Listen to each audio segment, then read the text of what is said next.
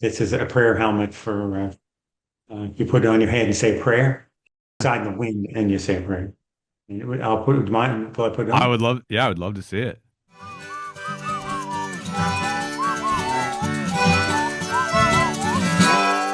I am very pleased and honored to talk to the one and only Nova Scotia's own folk artist, Barry Colpitts.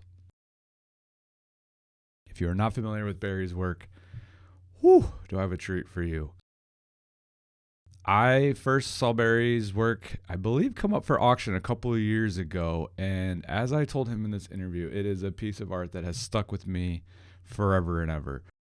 His work is joyful, it is somewhat humorous, it is beautiful, and it is very Nova Scotian. Scotian?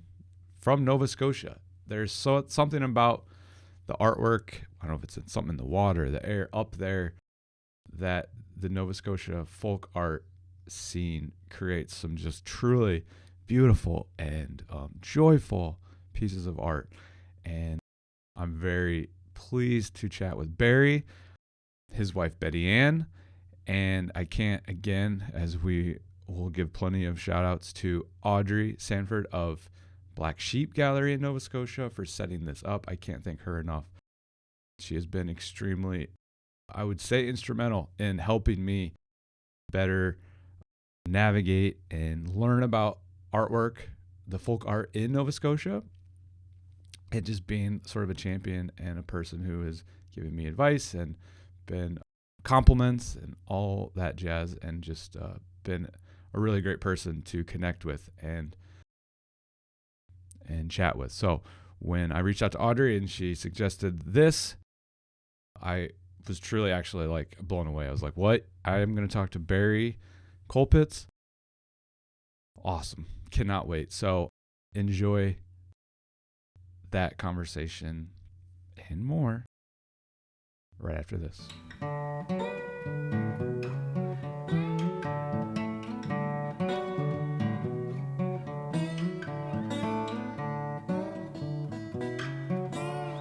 How are y'all doing today? Pretty good. Good. I hope that you didn't have to weather-wise escape and travel, and was it too chaotic there up there in Nova Scotia? No, not too bad right now. Just Okay. have to drive a little way to get here. Yeah. But not very far. Well, we're Okay. getting a big storm. I know. I feel like you all have been getting hit pretty hard up there. Yeah, for us here, I'm in Iowa. I'm in Des Moines. It's just like been negative 10 degrees. No snow, but like negative 10, which is not really fun. I would prefer snow. So, as would my two young children. But Me too. any questions that you have for me before we get started? Uh, you got a store or anything there? Like I an don't. art gallery? You know what? I don't quite yet. I've kind of been curating and helping friends sell their artwork, and I've been working up to getting a gallery. And actually, next week will be the first time that I'm kind of moving in with a friend into a studio space at a very large community art center here in Des Moines. So that's really exciting. So one day my goal is to have a gallery, but for right now, kind of operating in and out of I'm in my son's room right now. But where I've kind of got the bulk of some of my my favorite art pieces. So I can't wait. I one day, that is my absolute dream, and I'm not just saying this because you're here, but I would love to make it up to Nova Scotia one day, to see all the incredible things and to see Pretty your nice. house. But I think I do want to start again by thanking Audrey for setting this all up. And I want to ask you, because I feel like you've kind of thanked her and many other people, speaking of your house, like your way of showing appreciation and thanks is by carving headstones, or not headstones, carving wood, carving people's heads and putting them at your property. Is that correct? Do you have one of Audrey at your house? I do. Yeah, I got a head museum. They A call head museum. How many heads do you have currently? Do you know? it. Got four big ones Okay, and some smaller ones. sure. So we've got Yeah. Audrey, and then I believe is Betty Ann also one of those as well. I got Betty Ann's whole body. Uh, Fantastic. behind the house. Yeah. And how do you feel about that, Betty Ann? I Good. like it. You like it? Fantastic. This is probably a really crazy question to ask. I love asking people this, knowing that the answer is very hard to come up with. Do you have any idea how many total pieces of art that you've made are like on your house, inside your house, around your house? Do you have any idea how many pieces you have? There. Yeah. Hmm, probably a couple hundred. Okay. And those, I think I've read, those are pieces that like you are not selling. Those are staying on your Yeah, house. They are there one yeah, day. Years from now, it's going to be like a museum and they're not going anywhere. Is that correct? yeah, yeah. Although sometimes they wear out, They wear out. like Do you the autumn. repaint them then, or do you? Oh yeah, repaint them as they need it. Yeah. But sometimes they just the water gets in them and they go bad. But that takes a long time. When But it they go happens bad, sometimes. when they go bad, do you like fix up that wood like with like wood glue, or like do you put it back Uh, together? Or? Depends on how bad it is. Sure. But car body fill is about the best thing for filling holes in wood. And if I can get away with that, I will. But sometimes they just there's just not enough left there to hold on, to hold them up anymore. Yeah, sure. Sure. Yeah, I've spoken to a couple people who have visited your house. And then this morning at breakfast, I showed my children your house, which has kind of got to be a weird feeling, right? That like so many people know a little bit. They know that intimately kind of know your home. Because did I read somewhere that maybe like upwards of 2,000 people visited your home last year? Uh, Probably not last year, but some years there's been 2,000 people. Yeah. And when they come to visit, what is do you give them like tea? Do you make coffee? Do you get out cookies, or they just watch you work? What would a visit to the Colpitts home feel like? It depends on how busy it is. But we try to give people tea if they want some and invite them in if they want. You know, but depends on on what's going on. Depends on the weather and you know that sort of thing. If we're home, Yeah, because sometimes we come home and there's people looking around, poking around there. Uh, if we go to church, yeah, sometimes yeah, we sure. leave the So place. so when people come, but you're like sometimes you're there working too, right? Like working on a Oh yeah, piece, and almost all the time. almost all the time. So All the time. you'd probably be working on a piece right now if you weren't sitting here with me. Does that sound Yes. accurate? Okay. Yeah. Well, I will make sure we get you back to that as soon as we can. Oh, it's But okay. how is it when people are sitting there watching you? Do you enjoy that, or is it kind of weird? How does that feel? No, I kind of enjoy it as long as they enjoy it.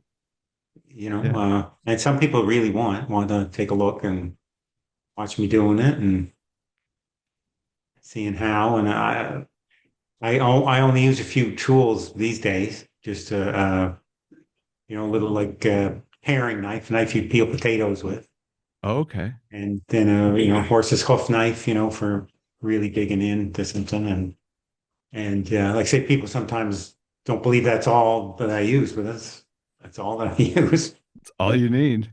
And Yeah, you've kind of like perfected that probably over the course of a yeah, few yeah, years, right? yeah. Um, You need strong hands. You just can't run in and grab it and start carving easily because you need strength in your hands, and it takes a while to get that built up. yeah. If you don't mind, I kind of want to like know a little bit about how you got all started. As I mentioned, I'm a high school art teacher, and like one thing for me that I notice as a teacher with high school age kids is that they get very easily discouraged about what their art looks like. Like the most common thing I hear is this ear doesn't look like an ear. And I'm like, who cares? Like, it doesn't need to look like an ear. So I'm kind of just curious, what was your relationship to art growing up? Like, is this something you've always loved? Tell me a little bit, child, either early age, high school age. Like, what was your relationship with art? Uh, didn't have much one really. Just mess around a little, drawing something maybe. Uh, then when I got older, I had some relatives that would carve stuff. My uncle Fred kept oxen, and he would carve ox yokes to fit on them. Oh, cool. And I watch him, and I don't know if I was ever thinking I can do that, but after a while, I picked up a knife myself and started messing around. Started making little mermaids at first, like and sort of racy looking even, although Oh. not too racy, but like topless. I made it, the odd topless mermaid. But back when I was younger, Yeah. I wouldn't do that now.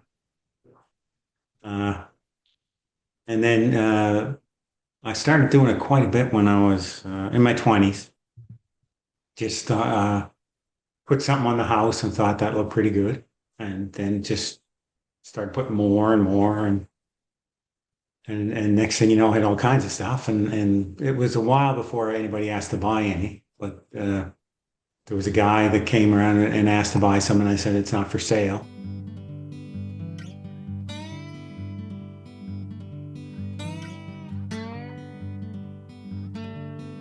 But he kept coming and asking.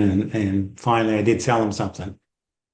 And I thought I was getting rid of him by saying, "Yeah, I'll sell that to you for $50." I thought Uh-huh. he'd run back to his car, but he didn't. He bought it, and then, well, when are you going to finish more?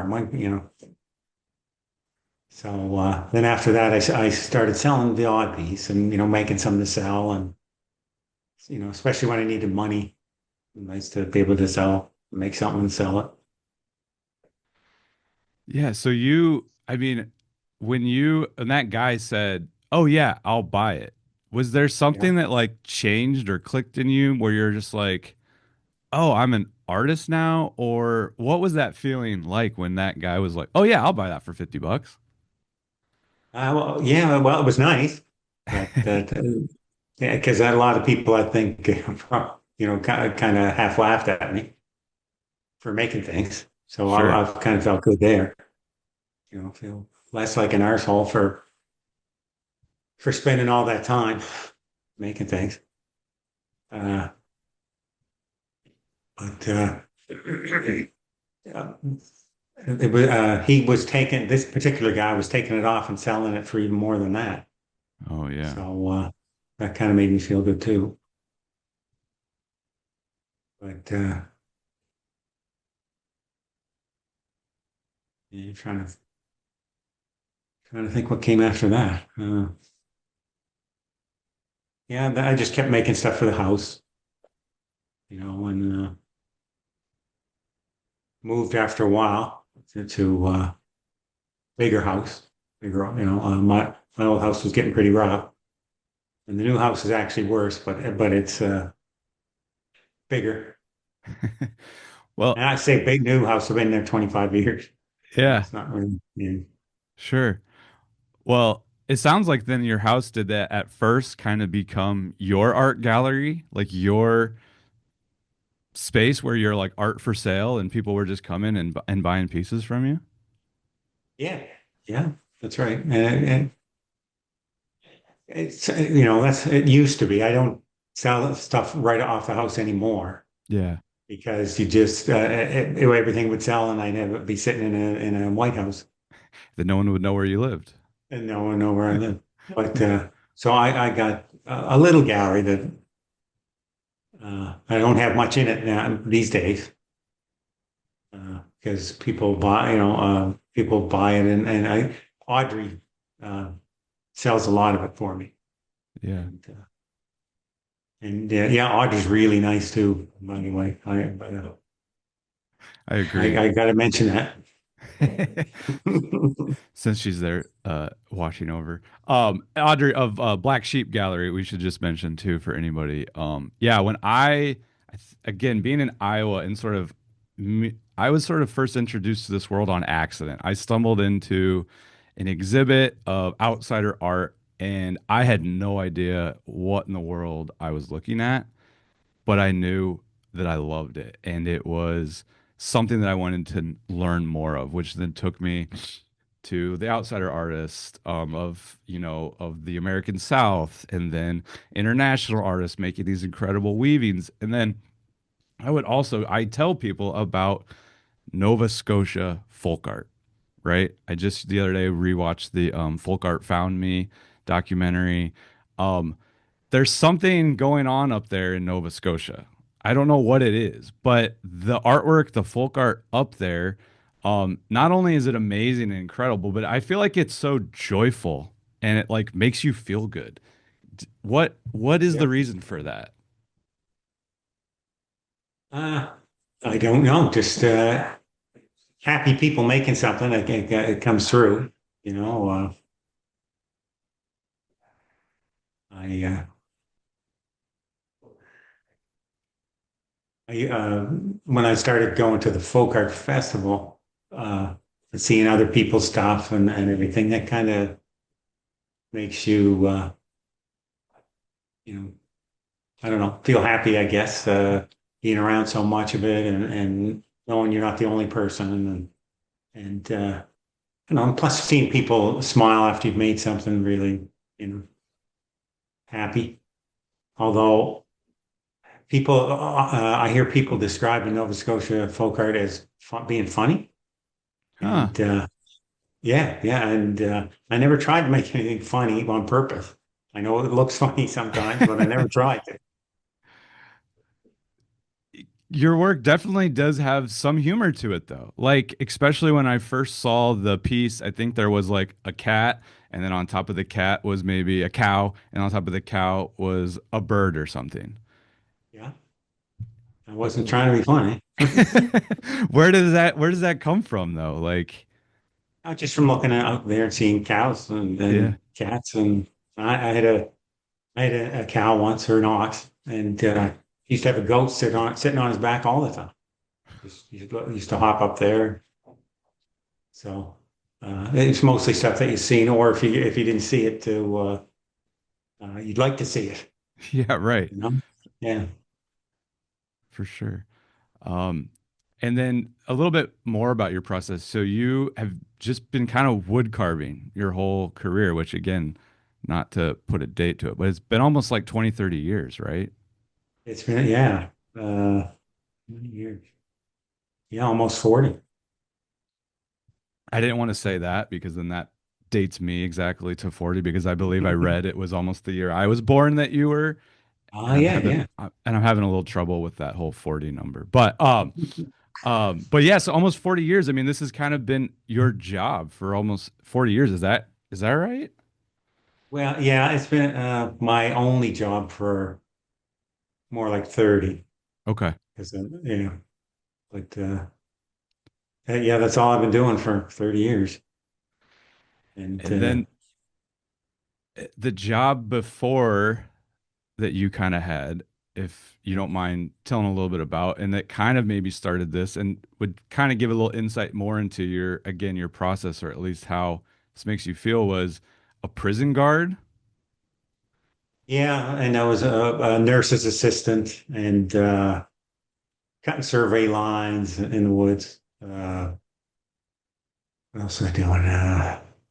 Body work on cars. Did tons of jobs, really, tons of jobs. Anything that you didn't need big education for, Sure. uh, I'd give it a try. Meat cutter, I used to do that. Okay. And my grandfather used to do it, and I'd watch him do that for a while. And I thought I'll give that a try.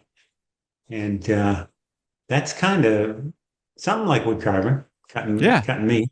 Yeah, Strong hands. Yeah. Helps with that. strong hands, and plus you got to, you see a cow and you see, what's in there. You got to just got to cut them off. Yeah. Yeah, I mean, and also like looking at a piece of wood too, I'm sure, right? It's like knowing the Yeah, good part yeah. to cut into and what not to. But so it was kind of that wood carving then, did I read, that is like what really helped you sort of just maybe it was your happy place or it helped you calm your nerves and all Yeah, this chaos yeah, sort of all these jobs that you were doing. yeah, yeah. That's right. It calms you down when you're worried or anything like that, and doing a lot of those other jobs were hard on the nerves. That's I can imagine. I mean, you seem like a very cool, calm, collected person. So I feel like throwing you as a prison guard, I don't know how that would go. I feel like that would be really well, rough. that's yeah, yeah. But it was nice in a way too, helping people. Sure, You know, for sure. did help people there, but just hard. Yeah, But yeah. And then so the wood carving helps you calm. Can you tell me a little bit more about your process in terms of like from start to finish of making something? Like, do you have these ideas already? Do you look at a piece of wood and you know exactly what it's going to be? How does that all come to be? usually you get an idea and then you start looking around, or you see something in a tree, and then you start looking around for other pieces that would go with it to make something. I I've been making some whirligigs lately that are made out of tree parts. Mm-hmm. Uh, you wouldn't call them branches, but the section of a tree where the branches go even out of it. Yeah. And when I was cutting my firewood years ago, I figured out that those look kind of like gears. And I could probably make a whirligig out of that. And I made one and it worked okay. And then I made some more and I still like making those, although they take a long time and don't like to sell them because they take so long. Sure. But I'll sell one every once in a while and get Audrey sells it for me. And like I say, she does a lot of stuff for me. Very nice.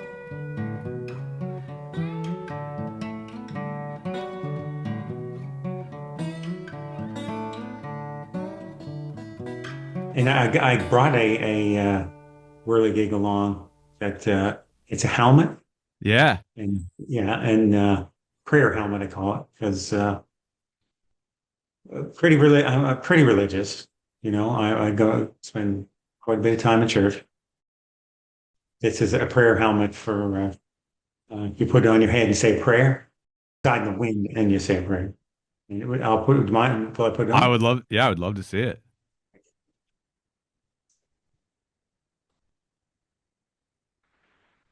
Oh my It gosh. it's made out of pieces of the tree where the branches grow even, Yeah. and these parts here are the tree trunk cut in half,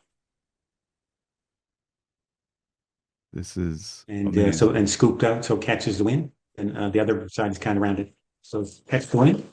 Anyway, when the wind catches it, and it spins like that, and it makes a bit of noise. So Yeah. you concentrate on this and saying your prayer instead of maybe looking at birds or something. But I like this, and I might make another thing or two, something like that. I absolutely love this. I've become a big fan of whirly gigs lately, but I've never seen one quite like this. And Yeah, yeah. it's I hear people incredible. saying that all the time. I got a nativity scene whirligig, which is made with other parts like that. Yeah. Yeah, it's pretty nice. And I So, know and I would people that, just say too, you've got Jesus then spinning around on the yes, cross yeah, up top there. We've got some yeah, angels on there, and then it says prayer yeah, helmet. yeah, You've got your sort of your trademark polka dots, right? yeah, yeah, A yeah. couple of those. Some, yeah, some of those photographs my wife makes, the little tiny ones, but yeah, but Excellent. I think these might be bigger ones, and I might put on, and I'll pop that off. Really amazing. Thank you so much for bringing that and sharing. Oh, sure. Yeah, I try my best to kind of like find and learn about all kinds of new things, and whirligigs have become one of my new favorite sort of like pieces of folk art. When did you first make your first whirligig? Uh, Quite a while ago, probably, probably 10 or 12. years ago, but they didn't look like this. Sure. They, they were more simple ones. I would take a Lazy Susan bearing, Yeah. like the bearing out of one of those, and uh, put wind catchers on sticks and just put the stick in those. They weren't like gears. They were just sort of spinners, I guess, is what whirligig people call them, Yeah. where they just sort of more or less spin around. And I would make birds, and I would uh, make the wings out of pieces like that, and scoop them out and whatever, and they would look like their wings, and they'd fly around. I still have a few around the house, but now when I make a whirligig, I like to make them like with gears, and they make a little bit of noise, and it's nice. Yeah. That's awesome. So if I'm to like drive around from Black Sheep Gallery to your house around Nova Scotia, am I just going to be seeing whirligigs everywhere and then animals standing on top of animals and all these bright colors and polka dots? Is that sort of where you get that inspiration and just all these ideas bouncing off of each other? Yeah, well, yeah, except you'd see that at my house, and Okay. you might but you wouldn't see it too much of that around. You'd have to drive Okay. for it. Okay. I'll just drive around your house then Oh. all day, all day, which I would love. Honestly, like I would thoroughly enjoy that. You probably like it. Yeah. Yeah. Yeah.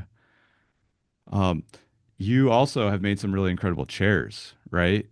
Yeah, yeah, yeah. I've used to make really nice chairs. Probably made a dozen or so, maybe even 13 or 14.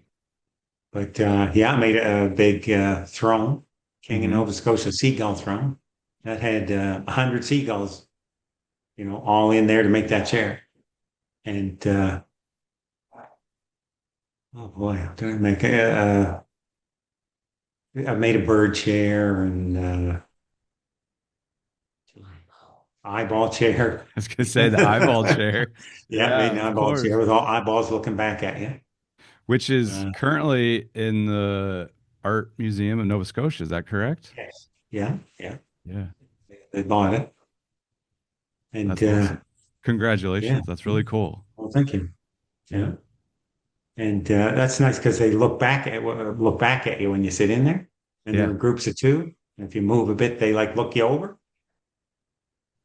And that's kind of, well, I won't say it's nice, but it's interesting. Yeah. You've you've had quite a like prolific, I mean, 20 to 30 years. It's been really incredible just to kind of read about you and now talk to you and see your work. You know, when I first saw your work, it was like something that just stays with you. I'm like, I'm very lucky that I've been able to meet a lot of people and see a ton of art and artists, but like your work is one that definitely like sticks with you. Um, Good. and I hope you know that. I feel like people have probably told you that. But it's all like, not, I wouldn't say culminated, but you did receive a pretty high honor last year. Is that correct? Oh yeah, a medal, King Charles. King Charles medal. Uh, yeah, for doing artistic stuff in the community and things like that. But yeah, it was a nice ceremony they had and everything, and yeah, and Audrey helped arrange all that. Thanks again to Audrey. Yes, yeah, yeah. That's incredible. Congratulations. Thank It's you. really, really cool. I mean, are there things that you have on the horizon that you are looking forward to making? Do you have any new sort of ways of, I know you got the prayer helmet, which is a really inventive, new way to look at whirligigs. Anything else that you're like, I got tons of things in my head. Just time. The older I get, the less time I got it. sure. But oh yeah, I got to. I want to make a quite large whirly gig that you wear uh, for like if you were going to protest or something, Mm, you would I think you would get some attention with this. And I hope I don't ever have to protest and wear it. But that's the kind of thing that I've been thinking about anyway. Yeah. And all kinds of little things. Flock of bird and a big flock of birds for the house. You know, all kinds of things that uh, I should write down, I guess. But Yeah. I'll get to them. Get to them. Well, yeah. That's exciting. I can't wait to see what else you come up with. I don't want to take up too much more of your time. Again, I really do Oh, it's okay. appreciate you being here. When you kind of think about your artwork though, and and one day when people engage with it, and I like to kind of think about this, it's easy for me. I don't make a ton of art, but years and years and years from now, like what's like a legacy? I know again that's kind of hard to think about, that you want people to think about you, whether it's your house is still there and it's got all their art in 50 or 100 years, it's a museum, and like what's the one thing that you want people to sort of think about you and your artwork? Ooh, hmm. That's a real hard one. Uh, Hopefully, just like people might say, that's some really nice stuff there, or you know, and some of that stuff, he had to think about, and you know, he didn't do that good in school, but looks like he might have had something on the ball there. Uh, yeah, that kind of thing, I guess. I would say you definitely have something on the ball there. Yeah, you Well, definitely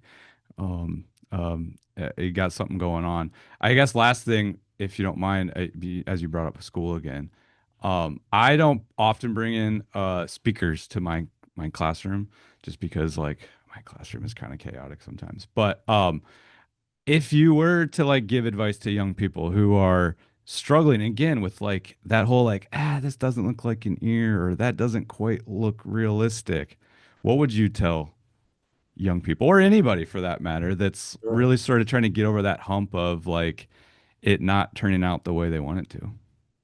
Yeah, don't worry about that. Yeah. Uh, a lot of the stuff I made didn't, doesn't look like it was supposed to, or some of it anyway. And yeah, just do your best and try to have another job so you get some money, I guess. So you wouldn't have to worry about that. And just do do your best and have your heart in it.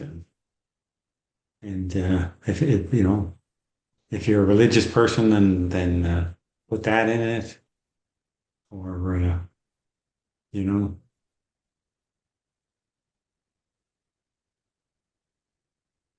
yeah, don't really know what else to say about that. But not worry if that is realistic. That's for sure. Yeah. Yeah. Well, maybe then I'll play this for them, or you can come in and talk to my kids. Maybe they'll listen to you because for me sometimes they're like, we don't know about this Mr. O guy. Um, yeah. Awesome. Well, Barry and Betty Ann, thank you so much again for your time today. I truly, truly appreciate it. Um, Thanks, it was nice I meeting I don't get a chance to make as much art as I would love to these days, but I have been sort of gifted this platform, and I just love sharing the stories and telling people about the artists that I admire and that I am excited about. And again, you're like at the top of that list. When truly, when you. Audrey said like, "Hey, how about we talk to Barry?" and I was like, Barry? Like, really? Because you are one of those guys that, in my mind, are these sort of these mythical artists and creators. I'm not just saying this just to like, because you're here. I truly mean that. Like, just the Oh, work that you've thanks. done, and it's inspiring, and just to see your work. Every time I stumble across a new one, I'm up late at night at midnight when I probably should be sleeping or preparing for school the next day. Right. And I will go to school and I'll like show my kid, like, look at this piece. And they're like, okay. But I'm like, it's Barry's. It's Barry Colpitts. And they're like, all right, dude, we're watching TikTok over here. Whatever. I'm like, whatever.